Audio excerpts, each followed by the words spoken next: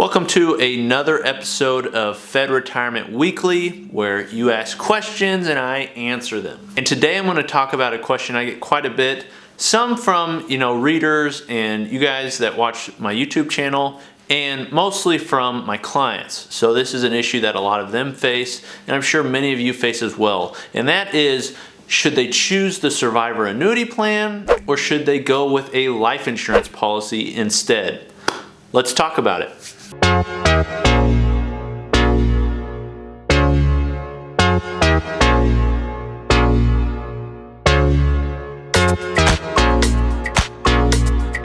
As with just about all of my articles, if you'd like more information on this topic, make sure you go to the link in the bio below where you'll be taking my website where I've written an in-depth article on this topic comparing life insurance versus a Survivor Annuity Plan. It's going to be a great supplement to this video and much more in depth than I can be in a video like this. Okay, so the Survivor Annuity Plan, for those that don't know, is an option that you have whenever you retire. So if you haven't received your exit paperwork, this may be something that you don't even know about, or it could be something that you've heard of but don't have a lot of information on. The Survivor Annuity Plan basically means that you are allowed to pass a portion of your pension to your surviving spouse if you are to pass away. Okay, so what that means is, let's say, Jane Doe and John Doe, Jane's a federal employee and John is not. Jane Doe goes into retirement. She chooses a Survivor Annuity Plan, leaving 50% of her pension to her spouse when she passes away. Okay, so she pays 10% of her pension because that's how much it costs for 50%.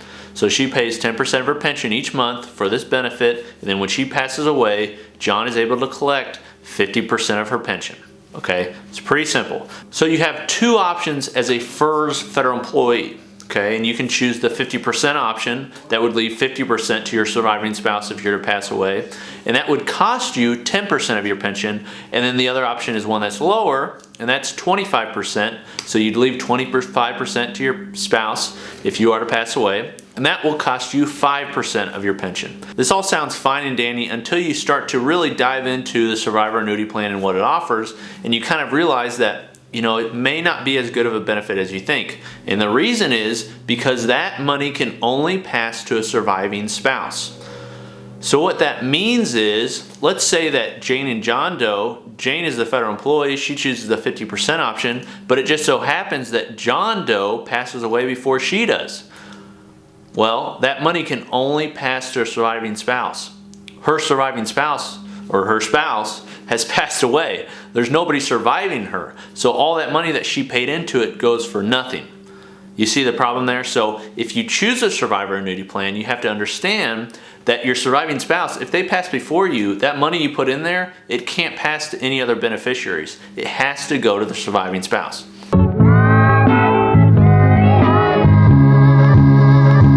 Now, I do want to throw out one caveat here, and this is something that's very important. If you are going to have your spouse remain on your health insurance in retirement, you must choose a Survivor Annuity Plan. Okay? If you do not choose a Survivor Annuity Plan, your spouse cannot be on your health insurance in retirement. Okay? It's very important that you choose a Survivor Annuity Plan. It doesn't matter which one, but it's very important that you choose one if they're going to remain on your health insurance. Make sure you understand that before deciding not to choose a Survivor Annuity Plan. So you can kind of see the problem that presents itself with the Survivor Annuity Plan.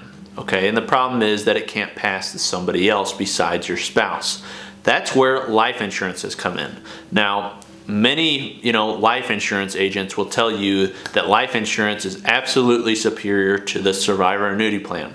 I'm not really here to tell you that, okay, because there's advantages and disadvantages to each, and despite life insurance agents saying that life insurance is the fix-all for everything, it's not. Okay, life insurance isn't necessarily better than the Survivor Annuity Plan. It depends on your circumstances. But there are a few advantages to life insurance that go above and beyond what the Survivor Annuity Plan does.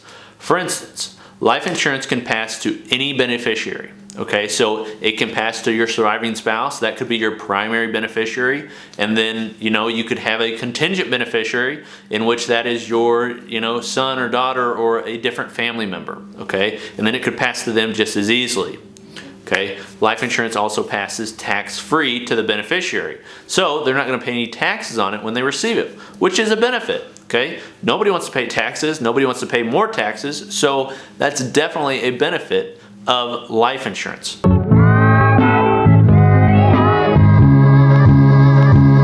The main consideration when deciding life insurance versus the Survivor Annuity Plan comes down to one thing that people don't ever want to talk about, and that is how long you're going to live and how long your spouse is going to live.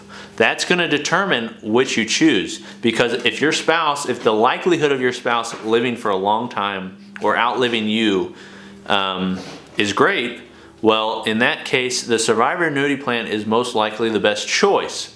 However, if the likelihood of your spouse surviving you is very low, so for instance, if you retire and your spouse has a couple of years left to live, then life insurance is probably the best choice. So there's all sorts of things that go into determining the health of the person that's getting life insurance, or if you should get the Survivor Annuity Plan. But there's a few other things that you can look at if life expectancy doesn't give you an immediate answer. One of the big things you need to look at is what other sources of income is your surviving spouse going to have in retirement.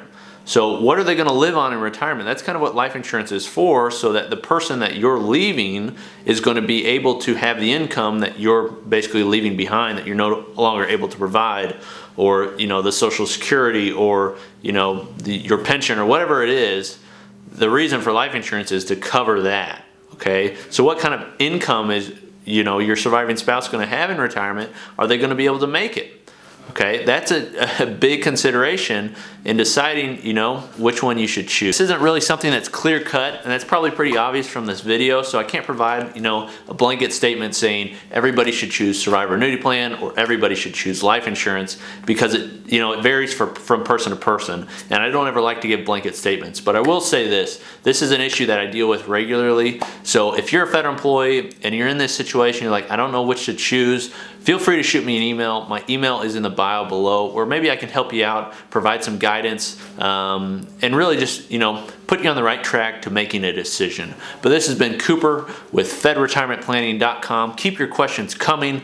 I love these questions. I get them often. You guys are filling my inboxes, to be quite honest. I'm getting quite a few, which is great, because I love hearing that there are federal employees excited about their retirement, excited about planning for their benefits, and it helps me grow my business, which I appreciate.